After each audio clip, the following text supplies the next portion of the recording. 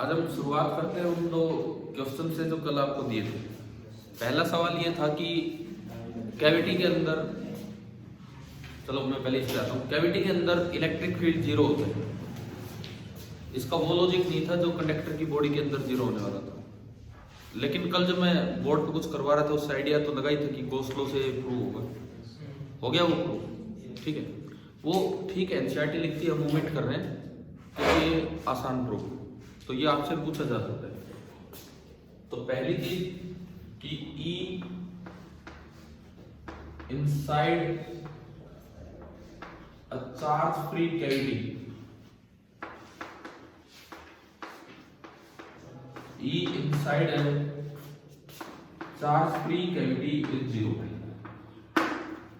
पहला काम हमें ये देखेंगे कैसे प्रूव करें। ये आपने कोई कंडक्टर बनाया, ये इसके अंदर कैविटी, बाहर कंडक्टर की बॉडी है। कैविटी में कोई चार्ज नहीं रखा, चाहे आसपास और कितने भी चार्ज हो बाहर, चाहे कंडक्टर की बॉडी भी चार्ज हो। मान लो ये मैं ले लूं कि चार्ज कंडक्टर है,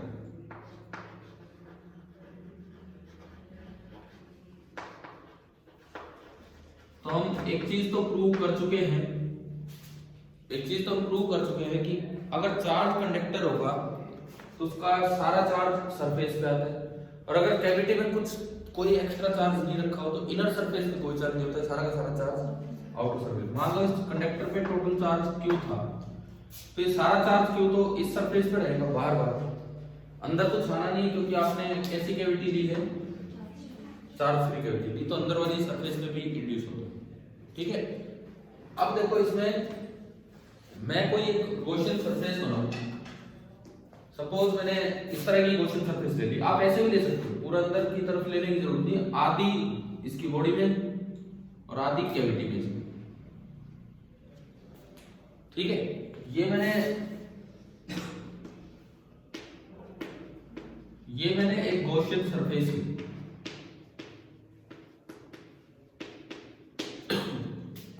ये कोई भी एक गॉसियन सरफेस थी, और इस गॉसियन सरफेस पे मुझे एक बार फ्लक्स निकालना होगा बाय डेफिनेशन एंड एक बार by Gauss law. By Gauss law मुझे बड़ा क्लियर दिख रहा है, भाई कंडक्टर की बॉडी में कोई चार्ज होता नहीं है, इनर सरफेस पे कोई चार्ज होता नहीं है क्योंकि कैविटी चार्ज फ्री है। तो क्या इस सरफेस के अंदर कोई भी चार्ज बैठा है कि नहीं बैठा। तो इस गॉसियन सरफेस में जो Q एनक्लोज्ड है, Q इन है, वो कितना है, जीरो। तो भाई गॉस लॉ जो फ्लक्स होगा जो कि होता है Q इन अपॉन एप्सिलॉन, वो कितना हो गया, जीरो हो गया। लेकिन आप फ्लक्स को तो बाय डेफिनेशन लिखते हैं इंटीग्रल E डॉट ds और a closed surface.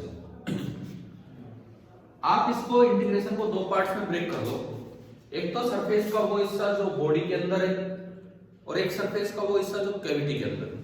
Gaussian surface के दो पार्ट हैं यहाँ, एक वो पार्ट जो इसकी कंडक्टर की बॉडी के अंदर है और एक वो पार्ट जो कैविटी के अंदर है। तो हमने इसको ब्रेक किया, मैं अभी सर्कल हटेगा, दो पार्ट्स में ब्रेक करेंगे क्योंकि दोनों पार्ट क्लोज नहीं होंगे।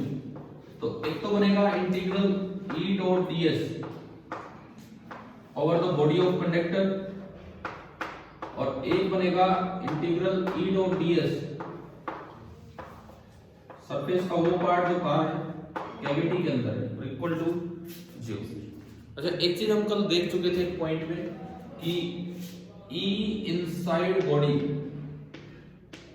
कंडक्टर की बॉडी में इलेक्ट्रोस्टैटिक सिचुएशन में E कितना होता है, 0। तो यहां से यहां तो E 0 है, यहां से यहां, कैविटी के बाहर की मैं बात कर रहा हूं, तो E inside the body is 0। E 0 होने से ये चीज खत्म, ठीक है। अब ओनली बचा क्या है, ये वाला बचा, ये तो 0 हो गया। इसका मतलब मैं इसको थोड़ा और आगे बढ़ाऊं, integral E dot ds for the cavity, integral E dot ds for the cavity, ये कितना आ गया आपका, 0 आ गया। क्या मैं इससे ये कह सकता हूं कि E कैविटी के अंदर 0 होगा, नहीं, ये रिजल्ट तक हम पहुंचे गॉस लॉ से। क्या क्या मैं इससे ये कह सकता हूँ कि कैविटी के अंदर ई भी जीरो होगा? क्यों? ये तो तब भी पॉसिबल है जब ई और डी एस परपेंडिकुलर हो जाए। भाई अगर मान लो ई नॉन जीरो हो और ई और डी एस परपेंडिकुलर होते चले तो क्या तब भी ये डॉट प्रोडक्ट जीरो होगा कि नहीं? cos 90 समझ गए? तो फिर मैं ऐसे कैसे बोल दूंगा कि यहाँ से ई जीरो है? बताओ, मुझे प्रूव ये करना है कि कैविटी के अंदर कोई ई नहीं है, लेकिन रिजल्ट यहाँ तक आके रुक गया, कैसे बोले हो? देखो सुनो, इस तरह का रिजल्ट आ जाए और आपको ई जीरो चाहिए तो आपको एक चीज बस देखनी होगी, क्या ये इंडिपेंडेंट है रिजल्ट? चाहे आप कैसी भी सरफेस ले लो कैविटी के अंदर, क्या ये रिजल्ट इंडिपेंडेंट है सरफेस की शेप एंड साइज से? है ना? कोई भी शेप एंड साइज ले लो कैविटी के अंदर, हर बार यही आ रहा है। अब कोई भी शेप एंड साइज लोगे तो हर बार ई और डी एस परपेंडिकुलर नहीं हो सकते, वो तो कोई एक आधा होगा जिसमें ई और डी एस क्या बनते चले?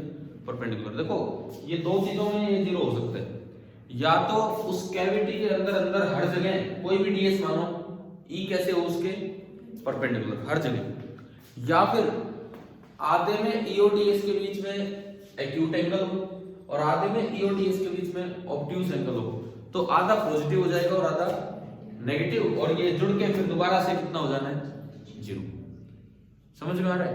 लेकिन अगर ऐसा होता तो आप जब कोई दूसरी सरफेस बनाओगे तो ऐसा नहीं है, जैसे एक पर्टिकुलर सरफेस है उसमें हर जगह डीएस ई के परपेंडिकुलर बन रहे हैं, तो मैं अगर थोड़ा भी घुमा दूंगा सरफेस को, ई तो घूमने वाला है नहीं, ई तो जिन्होंने फैला रखा उन्होंने फैला रखा, आपने सरफेस थोड़ी घुमाई तो डीएस चेंज हो गया। तो जो पहले 90 डिग्री एंगल पे था क्या वो अब भी 90 डिग्री पे रहेगा डीएस? देखो सुनो, ध्यान से समझो इस चीज को, ई किसी पर्टिकुलर डायरेक्शन में है, आपने एक सरफेस ली, इस तरह से वो सरफेस एडजस्ट कर दी कि उसके हर जगह जो डीएस बनेगा वो ई के परपेंडिकुलर है। अब ई तो ऐसे ही है, अगर आप थोड़ी भी सरफेस को घुमा देंगे तो ई तो ऐसी है, लेकिन डीएस भी उसकी तरफ आ गया, तो क्या वो परपेंडिकुलर बचा है? नहीं बचा। इसका मतलब अगर ये रिजल्ट सरफेस की शेप एंड साइज से इंडिपेंडेंट हो तो आप ये रिजेक्ट कर दोगे कि ई और डीएस क्या है? परपेंडिकुलर है। दूसरी बात, एक और केस जो बचा था कि हो सकता है आधे में ई डॉट डीएस पॉजिटिव आ जाए आधे पार्ट में, और आधे पार्ट में ई डॉट डीएस नेगेटिव। मतलब ऐसा हो सकता है कि आधे में तो ई और डीएस के बीच का एंगल एक्यूट हो और आधे में क्या हो? ऑब्ट्यूज।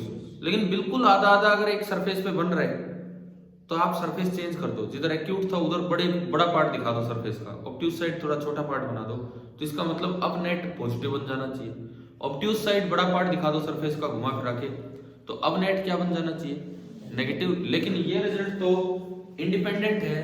समझ आ रहा है? कैसी हमने कोई आर्बिट्रेरी क्वेश्चन सरफेस में यहाँ लिखूंगा अगर,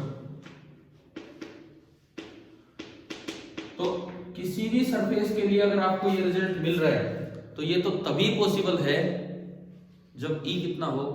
जीरो। अब इसको ढंग से कैसे लिखना चाहिए पेपर में? देखो ये आपका रिजल्ट आया यहां तक, यहां से तीन पॉसिबिलिटी बनती है, यहां से तीन पॉसिबिलिटी बनती है। दिस इंप्लाइज, पहली possibility, either E vector is perpendicular to DS at every position. Every position मतलब जो सरफेस आपने ली है उस सरफेस पे कैविटी के अंदर। दूसरी पॉसिबिलिटी, और angle between E and DS, और angle between E and DS is acute at some positions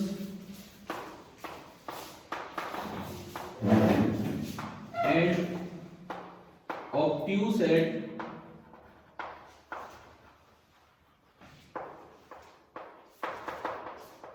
other positions, या ऐसा हो जाए तभी ई डॉट डीएस आधे में पॉजिटिव बनेगा आधे में नेगेटिव, या फिर E is zero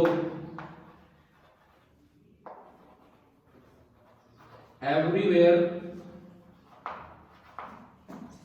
at all the positions। E zero everywhere at all the positions। हम किसकी बात कर रहे हैं? Inside the cavity, inside the cavity जो पार्ट है हम उसकी बात कर रहे हैं। देखो मैं आपको ये इतना लिख के इसलिए दिखा रहा हूँ, ये पूरे पूरे चांसेस है इस तरह का सवाल आ जाए, ठीक है। इलेक्ट्रोस्टैटिक शील्डिंग है ये और कुछ नहीं, तो आप किस तरह से एक्सप्लेन करके आओगे वहां पे एग्जाम में, बोर्ड एग्जाम में। ये समझ आया यहाँ से तीन बातें क्या दिखानी चाहिए। लेकिन अब इसके बाद क्या लिखना होगा, ये जो इक्वेशन नंबर 1 मैं अगर इसे बनाऊं, इसे मैंने इक्वेशन नंबर 1 बना दिया ये कहीं भी, और आखिरी बात हम ये लिखेंगे यहाँ पे, since equation 1 is true for Gaussian surface of any shape and size,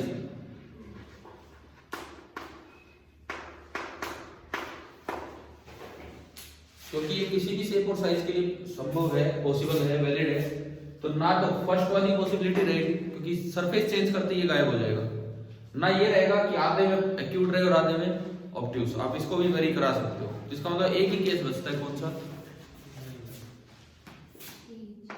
it is possible only if E inside cavity कितना हो जाए, 0। तो कल जो पहला एक सवाल दिया था वो उसकी एक्सप्लेनेशन है पूरी।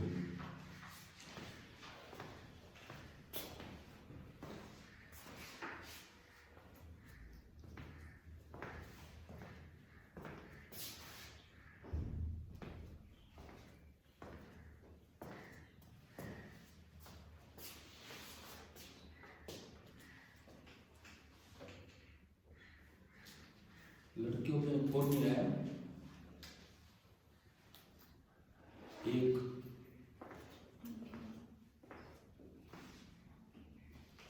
कौन, अच्छा बस वही है।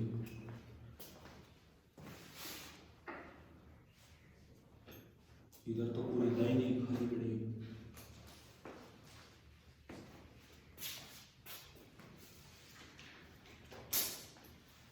गोपाल भैया है, उसका फोन आया था, बोलते टायर फट गया गाड़ी का, तो मैं पहुंचने की कोशिश कर रहा हूँ, ठीक हुई।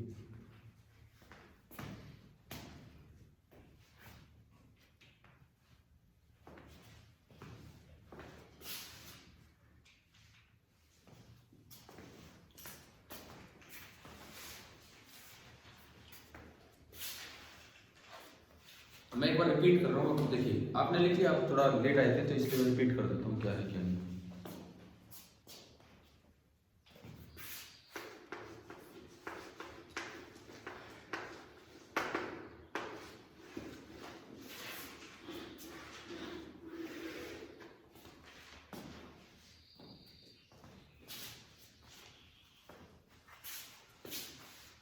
देखो एक बार सुनो, एक बार ध्यान दो, फिर लिख लेना।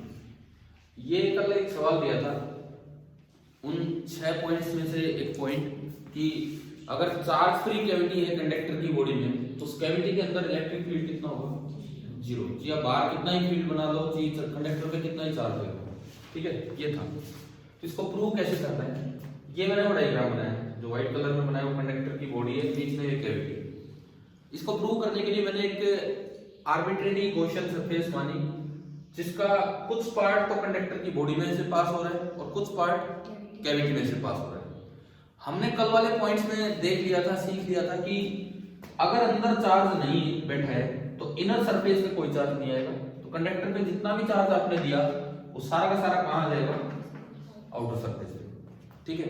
तो अगर मैं इस गॉसियन सरफेस को देखूं, कंडक्टर की बॉडी में कोई चार्ज नहीं होता, इनर सरफेस पे कोई चार्ज नहीं है, तो क्यू इन कितना हो गया इसमें से, इस गॉसियन सरफेस में से क्यू इन कितना हो गया, 0। तो भाई गॉस लॉ फ्लक्स भी कितना हो जाएगा, 0 हो गया। अब फ्लक्स बाय डेफिनेशन होता है इंटीग्रल E डॉट ds। अब इंटीग्रल E डॉट ds जब आप करोगे उसको दो पार्ट्स में ब्रेक कर दिया, एक पार्ट ये which is inside the body of conductor और एक पार्ट है इनसाइड द कैविटी। तो ये मैंने यहाँ पे दो पार्ट्स में लिखा, E inside the body of conductor and E inside the cavity. अब कल ही उन 6 रिजल्ट्स में से एक रिजल्ट ये भी पढ़ा था कि कंडक्टर की बॉडी में इलेक्ट्रिक फील्ड कितना होता है, 0। ये इलेक्ट्रोस्टैटिक शील्डिंग नहीं है। कंडक्टर की बॉडी में इलेक्ट्रिक फील्ड 0 होता है, this is not electrostatic shielding. Electrostatic shielding ये है जो हम प्रूव कर रहे हैं, समझ रहे हो ना। तो वो तो एक अलग रिजल्ट था जो हमने देखा था। तो कंडक्टर की बॉडी में इलेक्ट्रिक फील्ड 0 होता है, तो E 0, तो अंदर तो हर जगह E डॉट ds भी कितना हो गया, 0। तो बचा ये।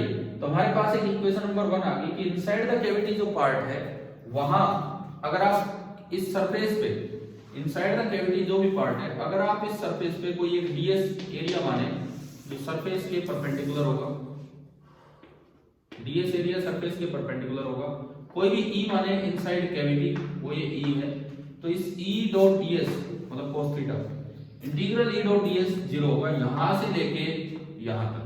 क्या ये समझ आ रहा है? यहां पे यहां से लेके यहां तक की ds cos थीटा का सम 0 होगा। अब ये 0 कब हो सकता है? तो 3 पॉसिबिलिटी है कि इनसाइड द कैविटी क्या क्या पॉसिबिलिटी। या तो इस तरह की आपने सरफेस चूज कर ली कि हर जगह हर पॉइंट पे E और ds के बीच का एंगल कितना बन जाए, 90 डिग्री, ये लिखा है। Either E is perpendicular to ds at every position inside the cavity, तो अपने आप cos 90 0 होता चलेगा। या फिर आप ऐसी कोई सरफेस चूज कर लें कि आधे में तो E और ds के बीच का एंगल एक्यूट बन रहा है और आधे में ऑब्ट्यूज, और वो इस तरह से समेशन हो कि वो सम कैंसिल आउट हो जाए, क्योंकि एक्यूट होगा तो E dot ds positive, obtuse होगा तो E डॉट ds नेगेटिव। और यहाँ पर तीसरी संभावना ये है कि E है ही कितना अंदर हर जगह, 0। अगर ये है तो आप कैसी सरफेस ले लो उस पर डिपेंड नहीं करने वाला है रिजल्ट, समझ गए। ये है तो आपको सरफेस ध्यान से चूज करनी पड़ेगी, E परपेंडिकुलर रहे हर जगह ds के। ये है तब भी ध्यान से चूज करनी पड़ेगी कि आधी सरफेस उधर हो जिधर E ds के बीच का एंगल एक्यूट बन रहा है और आधी उधर हो जिधर ऑब्ट्यूज। इसमें कोई रिजल्ट का ध्यान ही नहीं रखना, कैसी सरफेस का ध्यान ही नहीं रखना। फिर उसके बाद मैंने इधर लिखा। अब ये जो इक्वेशन नंबर 1 है ये तो बिना कोई सरफेस की शेप और साइज देखे हमने निकाली है। It means this is true for Gaussian surface of any shape और साइज। तो एनी शेप और साइज के लिए ट्रू है, तो ना तो इस केस में हो सकता है ना इस केस में, ओनली एक ही केस बचता है। तो E inside the cavity for a charge free cavity कितना होगा, 0। क्या ये समझ आ गया? देखो आप अपना 1 नंबर कटवाने का चांस यहां से दे देते हो, यहां लिख के मान लो ये क्वेश्चन आए 2 नंबर में, तो आधा नंबर तो एटलीस्ट यहाँ पे कट किया जा सकता है। E यहाँ तक आने के बाद आप डायरेक्ट लिखते हो दिस इंप्लाइज E 0। इससे E 0 नहीं होता, इससे 3 कंडीशंस बनती हैं, फिर उनसे आप कहेंगे कि कैसे है भाई। अब ये बताओ, घर से ये क्वेश्चन जैसे आप लोगों ने शायद ट्राई किया होगा और कल वाले डिस्कशन से आइडिया लग गया होगा कि गॉस लॉ से प्रूव होना है। आपने गॉसियन सरफेस कहाँ मानी थी? पूरी कैविटी के अंदर। नहीं मैं ये कह रहा हूँ पूरी कैविटी के अंदर आपने वो जो गॉसियन सरफेस मानी थी वो पूरी की पूरी कहाँ मानी थी? कैविटी के अंदर मानी थी। तो आपने तो यार इसकी इनर सरफेस को भी छोड़ ही दिया, इसके बार बार मानी थी है। फिर तो सुनो सुनो यार, लाइन पे नहीं हो सकती ना। ये क्या मतलब है? जो मैं पूछना चाह रहा हूँ उसका जवाब दो। आपने गॉसियन सरफेस यहाँ मानी थी या यहाँ मानी थी? ये नीचे वाली मानी थी या ऊपर वाली? नीचे वाली। सुनो, अगर आप गॉसियन सरफेस नीचे वाली मानते हो, ये मान लो आप ये गॉसियन सरफेस लेते हो, तो इसमें आप वो केस छोड़ के चल रहे हो कि इनर सरफेस पे चार्ज होता है या नहीं होता है, ठीक है। तो आपके लिए तो चार्ज फ्री कैविटी का क्यू हमेशा ही कितना लेके चला आपने, 0। उसको मानने से फायदा क्या हुआ है? थोड़ा सा जनरलाइज काम हुआ है कि इनर सरफेस पे चार्ज होगा तो वो भी इंक्लूड हुआ है। दूसरी बात, अगर कोई बच्चा ये मानता है ये, तो वो तो इस सवाल के आसपास भी नहीं है। अगर कोई बच्चा ये मानता है तो वो इस सवाल के आसपास भी नहीं है, क्योंकि आपको कहां पे E 0 प्रूव करना है? कैविटी के अंदर। जब आप गॉसियन सरफेस ये मानोगे तो E तो सारा यहां होगा और वहां तो पहले ही 0 है, क्योंकि ये सारा पार्ट आपका कहाँ है? कंडक्टर की बॉडी के अंदर है, तो वहां तो E होगा ही। समझ रहे हो? इसीलिए मैंने थोड़ा जनरलाइज करते हुए गॉसियन सरफेस ऐसे लिए कि दोनों पार्ट्स को इंक्लूड कर दिया। समझ आ गया नहीं? ठीक है, लिख लिया जी आपने। चलिए पहला सवाल तो ये था। दूसरा सवाल जो कल दिया था, डाइलेक्ट्रिक, नहीं एक और पहले मैं इन चीजों पे आ रहा हूँ। डाइलेक्ट्रिक और इंसुलेटर में डिफरेंस क्या है, क्या डिफरेंस होता है तो बताओ।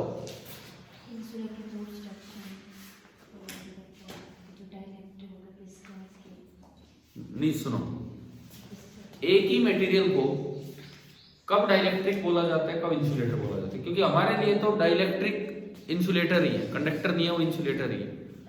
तो हाँ बोलो। अगर वो इलेक्ट्रिसिटी कंडक्ट ना करे और इलेक्ट्रिक इफेक्ट ट्रांसमिट करे तो वो डाइलेक्ट्रिक है। अच्छा, दोनों चीज ना करे तो इंसुलेटर है।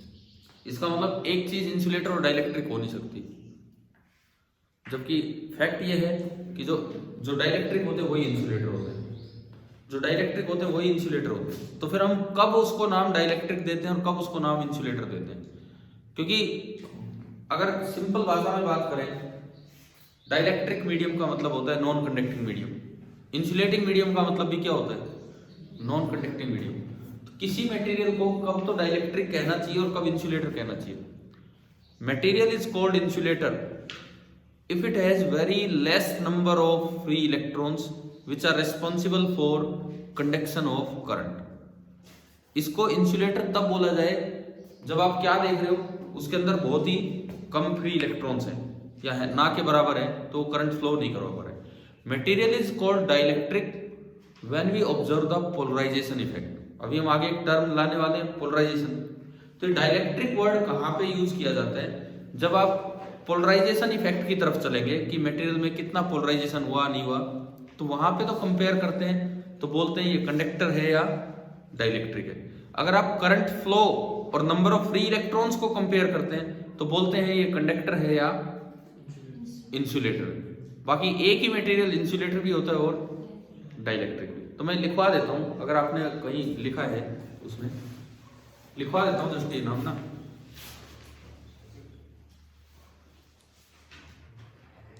लिख लो। क्या उसमें क्वेश्चन की तरह लिखा हुआ है कहीं, यूं लिख लो, difference between dielectric and insulator, difference between dielectric and insulator.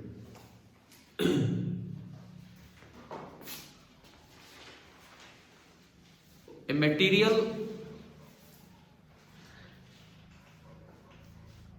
is called insulator. A material is called insulator when its number of free electrons,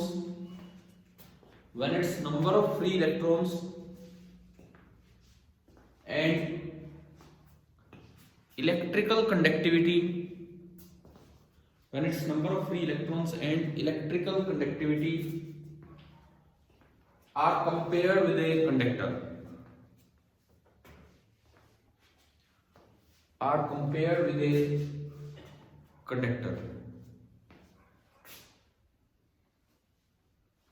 but is called dielectric,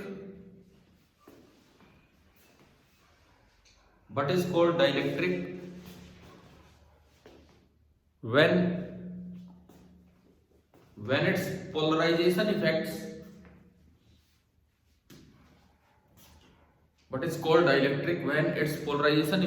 are compared with a conductor,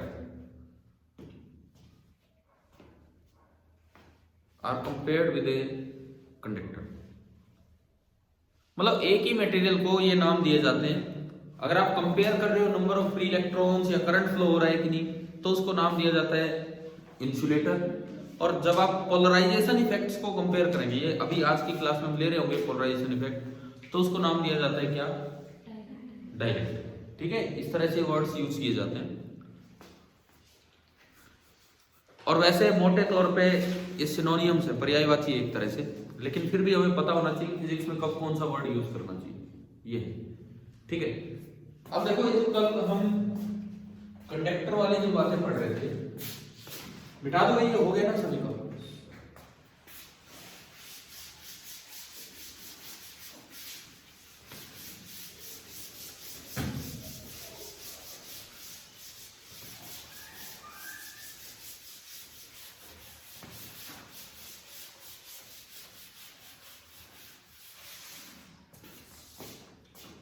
आप इस सवाल का जवाब दीजिए, ये conductor, ये cavity, इस तरह का अरेंजमेंट है। कंडक्टर पे जो टोटल चार्ज है दैट इज कैपिटल क्यू।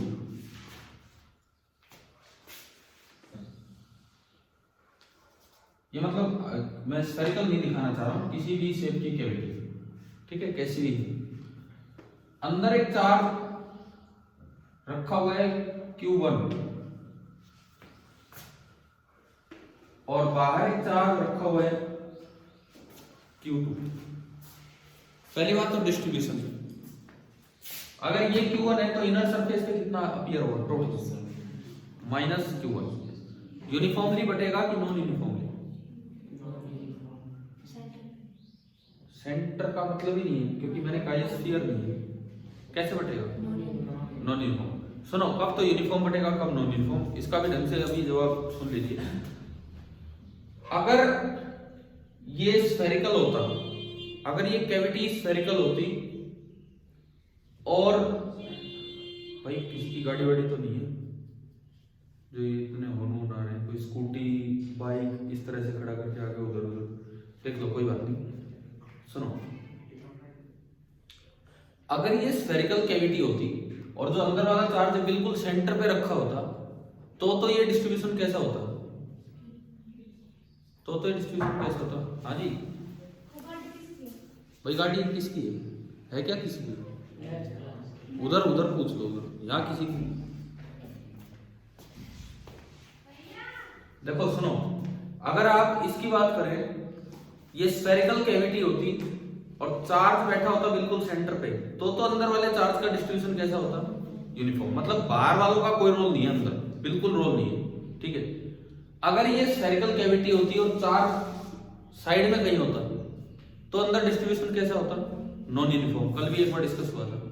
और अगर ये कैविटी स्फेरिकल है ही नहीं, अगर ये कैविटी स्फेरिकल है ही नहीं तो फिर नॉन यूनिफॉर्म ही होगा। तो फिर नॉन यूनिफॉर्म ही होगा। पॉइंटेड पोर्शन पे ज्यादा चार्ज डेंसिटी होगी और फ्लैट पोर्शंस पे कम चार्ज डेंसिटी होगी। क्या यहां तक की बातें आ गई है समझ? ठीक है, तो अभी बताओ, अभी अंदर डिस्ट्रीब्यूशन यूनिफॉर्म होगा नॉन यूनिफॉर्म?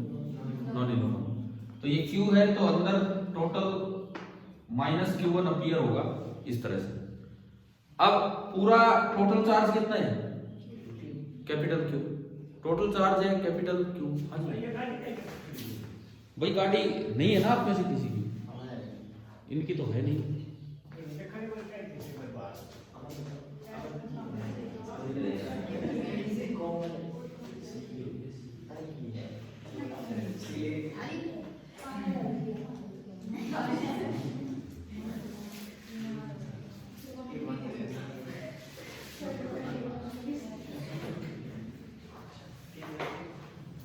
अरे किसकी गाड़ी है? पता नहीं कौन सी, देखो देख क्या हो एक बार किसकी।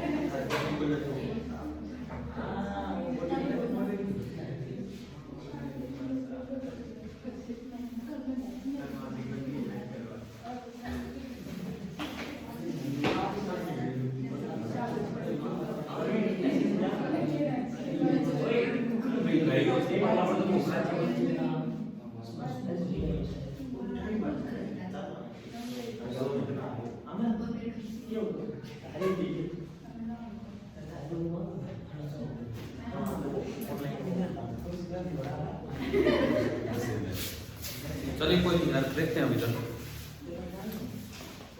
देखो आप जिस बात पे हमारे उधर ध्यान दीजिए, ये Q1 चार्ज है, ये अंदर माइनस Q1 अपीयर होगा और ये नॉन यूनिफॉर्मली बनेगा क्योंकि ये हमने सरफेस को ही स्फेरिकल नहीं माना है, ठीक है। टोटल चार्ज कितना है यहाँ पे? कैपिटल Q, ठीक है।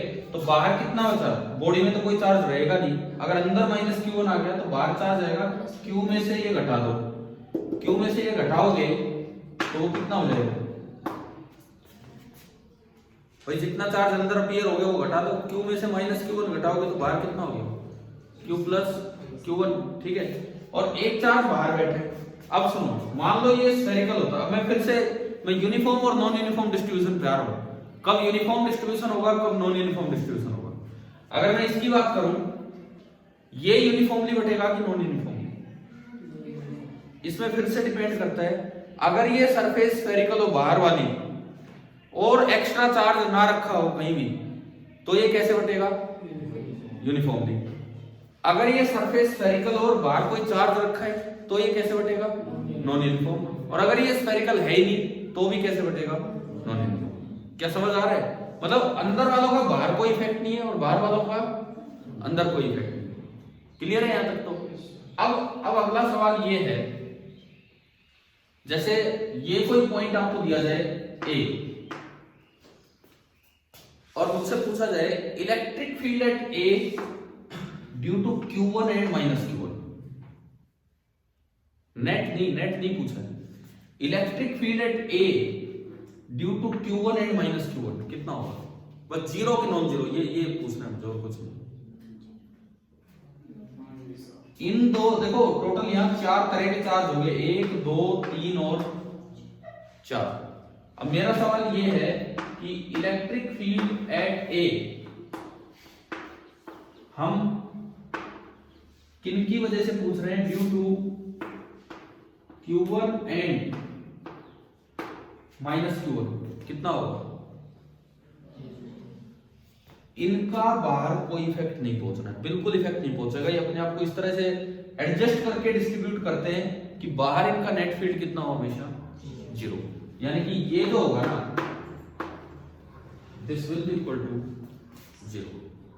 अब बाहर फील्ड अगर है तो वो इस वजह से है कि इस सरफेस पे कौन बैठा है, Q प्लस Q1, और एक कोई बाहर Q2 है, तो उन दोनों ने मिलकर बाहर फील्ड फैलाया। कल वो पढ़ा था हमने कि electrostatic shielding does not work the other way, ये लाइन पढ़ी थी एनसीईआरटी। उसका ये मतलब इसलिए था, ये दोनों तो कैंसिल आउट हो जाते हैं, लेकिन इसकी वजह से ही बाहर एक चार्ज अपीयर होता है और उसका फील्ड फिर 0 नहीं हो पाता है। ये दोनों तो कैंसिल आउट हो जाते हैं, लेकिन उसका फील्ड अपीयर हो जाता है। यहाँ पे ये क्लियर है आता, ठीक है। उसके बाद सुनो, अब अगर मैं अंदर एक पॉइंट मानू B, अंदर एक पॉइंट मैंने माना B, अब मुझे ये बताना है कि E at B due to एक तो Q plus Q1 and Q2 कितना होगा, ये और ये इस तरह से अपने आप को रीएडजस्ट करते हैं कि इनकी वजह से कंडक्टर की बॉडी के पार कोई फील्ड नहीं पहुंचेगा। तो ये भी कितना होगा, 0। क्या ये समझ आए? तीसरी बात, E क्या क्या क्या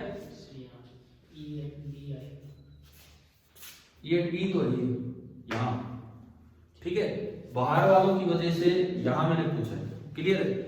तीसरी बात, E at B due to Q1 and minus Q1। अब ये बताओ 0 होगा कि नॉन 0 होगा, due to Q1 and minus Q1 0 होगा कि नॉन 0 होगा,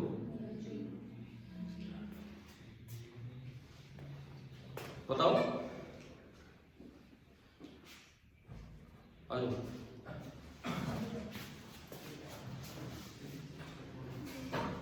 अभी बोलो यार, जवाब दो इसका। मान लो ये भी 0। अब एक चीज समझिए, इनकी वजह से भी आपने यहां 0 बता दिया, बाहर वालों की वजह से भी आपने यहां 0 बता दिया, तो कैविटी के अंदर नेट फील्ड कितना होगा? लेकिन कैविटी के अंदर नेट फील्ड तो 0 तब होता है जब चार्ज फ्री कैविटी है, जबकि इसमें क्या बैठा रखा आपने, चार्ज बैठा रखा है। तो क्या अभी फील्ड 0 होगा? नहीं होगा। समझ रहे हो ना? देखो कहां कहां गलतियां हो रही है। इसका मतलब हम जानते हैं कि ये नॉन यूनिफॉर्म टाइप कैविटी है, कोई स्फेरिकल नहीं है, और ये चार्ज सेंटर में नहीं बैठा है, साइड में बैठा है, और चार्ज आ गया अगर कैविटी के अंदर तो फील्ड तो क्या हो गया, अंदर नॉन 0 हो गया। अब फील्ड नॉन 0 हो गया और बाहर वालों का फील्ड 0 है, तो नॉन 0 फील्ड कैसे बचेगा जब किसका फील्ड बचा हो, अंदर वालों का तो फील्ड होना चाहिए ना। इसका मतलब ये जो होगा, ये this will not be equal to 0। क्या ये कैविटी, कंडक्टर और ये छोटे छोटे सवाल ये समझ आ रहे हैं? क्लियर है कि नहीं बताओ? बाहर वालों का अंदर कोई इफेक्ट नहीं है, अंदर वालों का बाहर कोई इफेक्ट नहीं है, लेकिन एक बार रीडिस्ट्रीब्यूशन देखने के बाद, एक बार पूरा रीडिस्ट्रीब्यूशन देखने के बाद ऐसा होगा।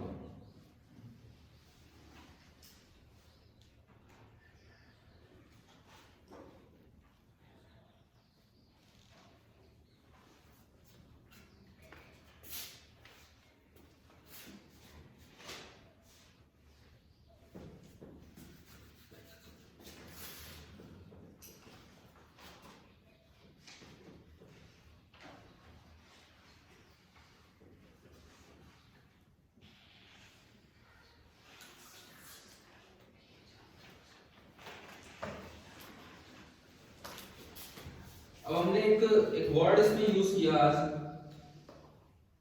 डाइलेक्ट्रिक को डिफाइन करते समय, पोलराइजेशन इफेक्ट। पोलराइजेशन फिनोमेना क्या है ये शायद मैंने आपको कल ही बता दिया था। पोलराइजेशन फिनोमेना क्या है, सिंपली चाहे पोलर डाइलेक्ट्रिक हो चाहे नॉन पोलर डाइलेक्ट्रिक हो, पोलराइजेशन फिनोमेना का मतलब था पोलर डाइलेक्ट्रिक में तो रोटेशन, रीओरिएंटेशन से, और नॉन पोलर डाइलेक्ट्रिक में स्ट्रेचिंग से नेट डाइपोल मोमेंट सैंपल में इंड्यूस हो जाता है। इस फिनोमेना को ही क्या बोलते हैं हम, पोलराइजेशन।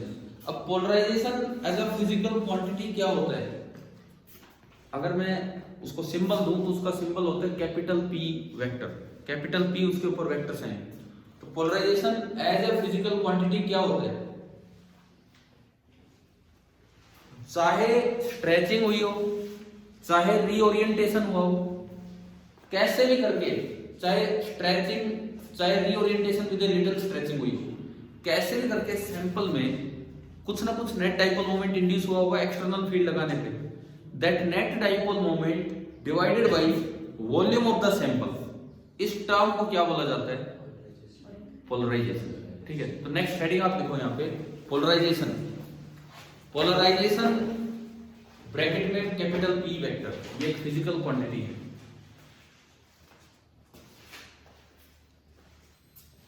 पोलराइजेशन ब्रैकेट में capital P vector, it is defined as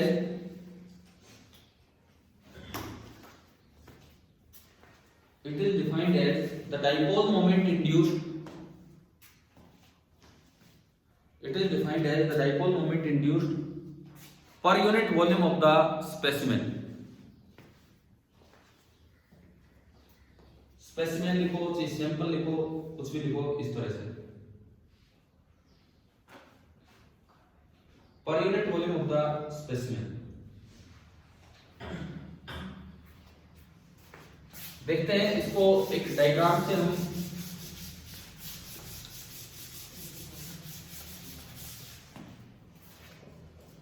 मान लीजिए, जैसे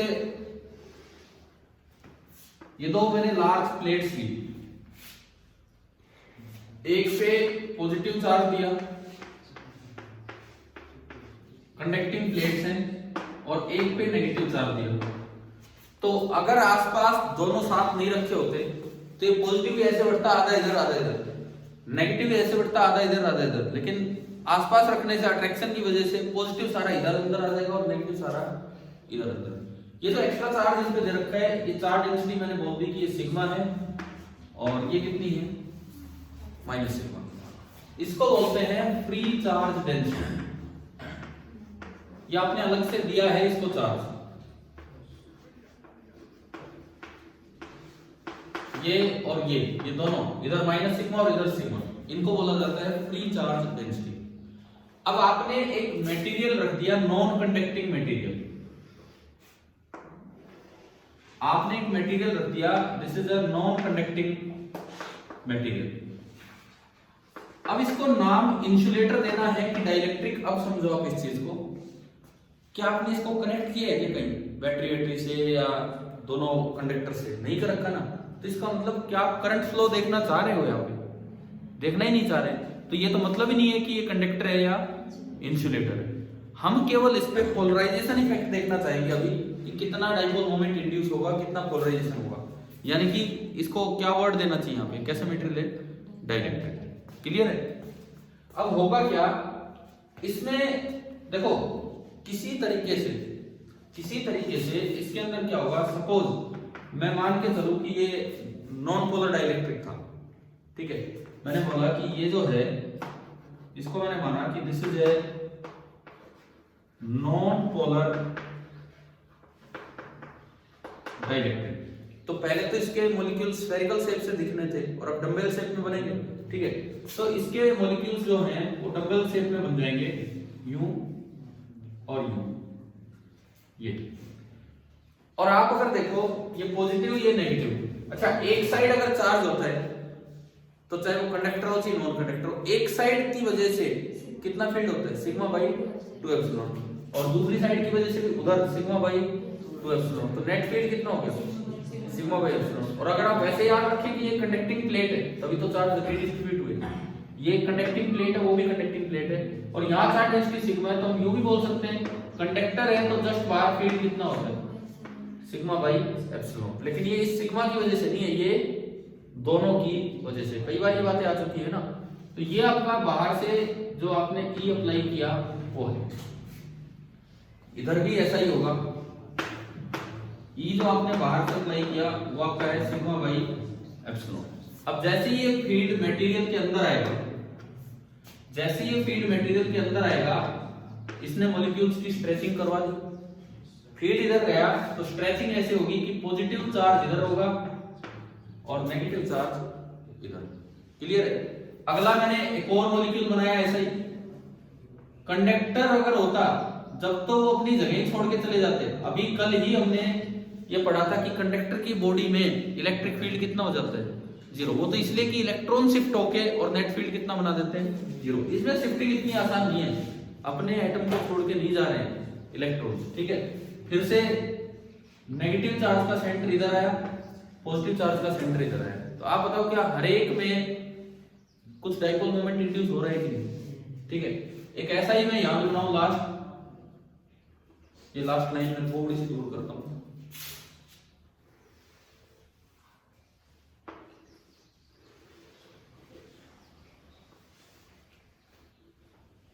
इस तरह से।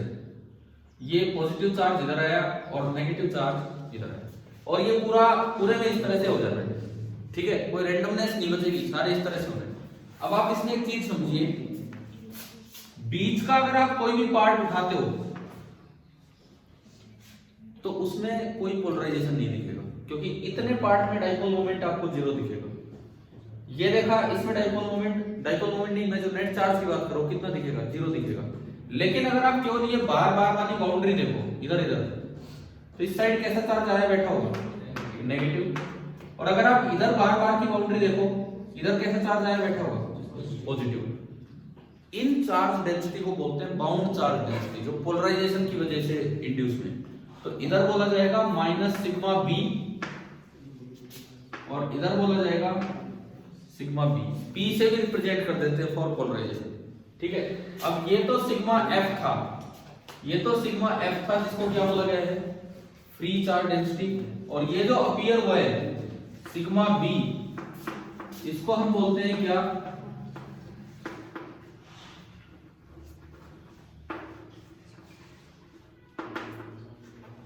Bound charge density. इसको बोलते हैं बाउंड चार्ज डेंसिटी। इन बाउंड चार्जेस की वजह से ये पॉजिटिव हो गया, देखो इधर ये पॉजिटिव हो गया, ये नेगेटिव हो गया, तो अंदर भी एक फील्ड थोड़ा सा अपीयर होगा इधर से इधर, क्लियर है।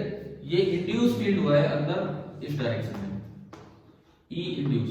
वो कितना होगा, जैसे ये तो था सिग्मा फ्री अपॉन, ये तो सिग्मा फ्री अपॉन एप्सिलॉन होगा, ठीक है। अब ये कितना हो जाएगा, बिल्कुल उसी तरह से। देखो इसकी वजह से सिग्मा बी बाई 2 एप्सिलॉन, इसकी वजह से उधर ही सिग्मा बी बाई 2 एप्सिलॉन। तो नेट फील्ड ये जो इनकी वजह से बनेगा वो क्या बनेगा, सिग्मा बी बाई एप्सिलॉन। अब अगर मैं डाइलेक्ट्रिक के अंदर की नेट फील्ड की बात करूं तो वो कितना होगा, sigma free minus sigma bound by epsilon. अब अगर मैं इधर दिखाऊं E net that is equal to sigma free minus sigma bound divided by epsilon. अगर ये कंडक्टर होता, कब तो इसको कंडक्टर बोले और कब इसको डाइलेक्ट्रिक। अगर ये कंडक्टर होता तो बिल्कुल उतना ही फील्ड ई इंड्यूस हो जाना चाहिए जितना एक्सटर्नल आया था, और वो दोनों क्या कर जाते, कैंसिल आउट, और कंडक्टर की बॉडी में नेट इलेक्ट्रिक फील्ड कितना होता, जीरो। लेकिन अभी कैंसिल आउट नहीं हो पाए, इतना रह गया, तो इसको क्या नाम देंगे हम, डाइलेक्ट्रिक, ठीक है। इसको इंसुलेटर कब बोलना था, जब आप कनेक्ट करके देखो किसी बैटरी से, करंट फ्लो हो रहा है तो कंडक्टर, करंट फ्लो नहीं हो रहा है तो इंसुलेटर। तो डिफरेंस क्लियर हुआ है यहां से क्या, ठीक है। तो पोलराइजेशन की हम शुरुआत करें, एक बार ये बना लीजिए।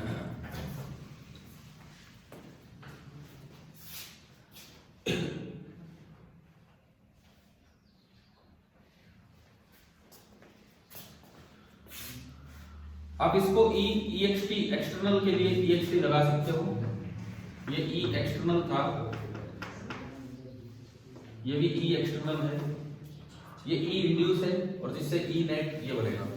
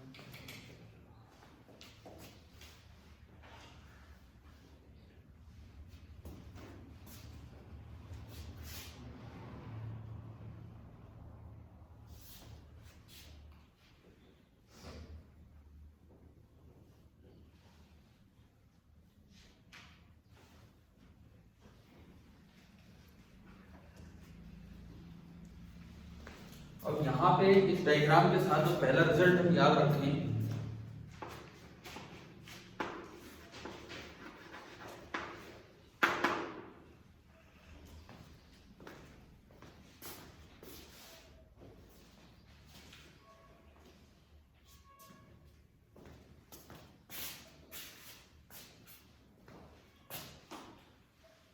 क्या पोलराइजेशन की वजह से अंदर कहीं चार्ज डेंसिटी बनी है या केवल सरफेस पे बनी है? सरफेस पे। अंदर आप कहीं भी देखोगे छोटा सा पार्ट उठा के तो प्लस और माइनस क्या कर रहे होंगे, कैंसिल आउट, केवल इस साइड बचा है और इस साइड बचा है। बन गए ये? तो रिजल्ट में हमारा पहला रिजल्ट जो सीधा क्वेश्चन बन के आ सकता है,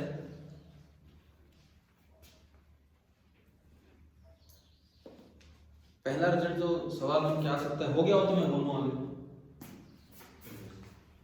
इफ P वेक्टर मतलब polarization is uniform, if P is uniform, किस तरह से यूनिफॉर्म? टाइम के रिस्पेक्ट में या पोजीशन के रिस्पेक्ट में? पोजीशन के रिस्पेक्ट में। जैसा पोलराइजेशन यहां है वैसा ही है। देखो जिस तरह का पोलराइजेशन इस मॉलिक्यूल में होगा वैसा इसमें होगा, वैसा ही उसमें। तो ब्रैकेट में लिख देना, आपने लिखा है P इज यूनिफॉर्म, ब्रैकेट में लिख दो no spatial variation, SPATIAL, special मतलब समझ गए हो ना, पोजीशन के रिस्पेक्ट में कोई वेरिएशन नहीं है। SPATIAL, no spatial variation, bracket बंद। Then bound volume charge density is 0. Then bound volume charge density is 0 and induced charges appear only on the surface, and induced charges appear only on the surface of dielectric.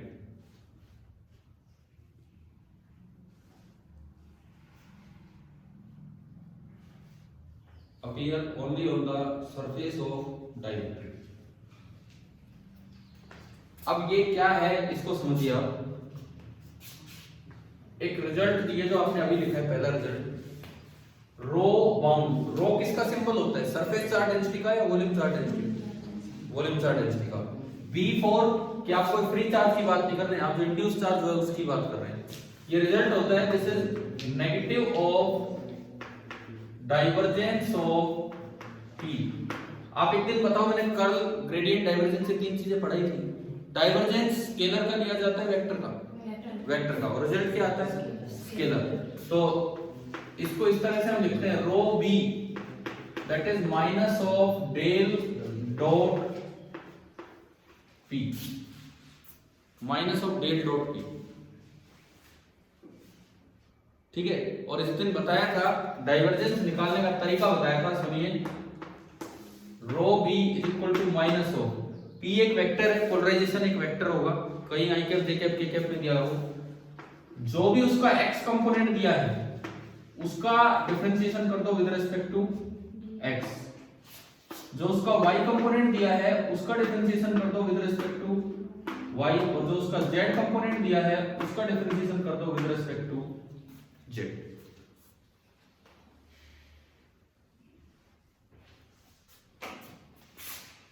और इससे ये चीज समझ आ रही है कि अगर P यूनिफॉर्म होगा, XYZ के साथ चेंज ही नहीं हो रहा, तो differentiation with respect to x या विद रिस्पेक्ट टू y या विद रिस्पेक्ट टू z कितना होगा, 0 होगा। समझ आ रहा है, मतलब कोई वॉल्यूम चार्ज अपीयर नहीं होगा। ये सवाल क्यों आ सकता है मैं आपको बताता हूँ। एक डायग्राम दे रखा है, फिगर 2.23 देखिए अपनी किताब में, पेज नंबर 73 पे मिला है डायग्राम। एनसीईआरटी में फिगर 2.23 मिल गया, पेज नंबर 73 पे। देखो उसमें यही डिस्ट्रीब्यूशन दिखा के साइड साइड में ब्लू करके दिखा रखा है, साइड में ब्लू करके दिखा रखा है, और नीचे क्या लिखता है वो मेन बात है, उसको पढ़ते हैं। A uniformly polarised dielectric, uniformly polarised dielectric मतलब जहां पे P जगह के साथ चेंज ना हो, हर जगह P की वैल्यू सेम है। A uniformly polarized dielectric amounts to induced surface charge density surface charge density तो अपीयर होगी but no volume charge density. क्या ये समझ आ गया है क्या? अरे सीधा सवाल आ सकता है वहां पे पेपर में कि अगर यूनिफॉर्म पोलराइजेशन है डाइलेक्ट्रिक पे तो वॉल्यूम चार्ज डेंसिटी अपीयर होगी या नहीं होगी? बिल्कुल नहीं होगी। विद डायग्राम भी आपने समझ लिया और एक्सप्रेशन मैंने आपको बता दिया है डाइवर्जेंस का यूज करके, वो बुक में नहीं दिया एक्सप्रेशन। तो आप ये जो नीचे लिखा हुआ है ना जहां भी बुक में कि with no volume charge density, उसके साथ कम से कम ये रिजल्ट तो लिख दो, ये रिजल्ट, ताकि कभी पढ़ो तो ध्यान आ जाए कि भाई यहाँ पे ये था।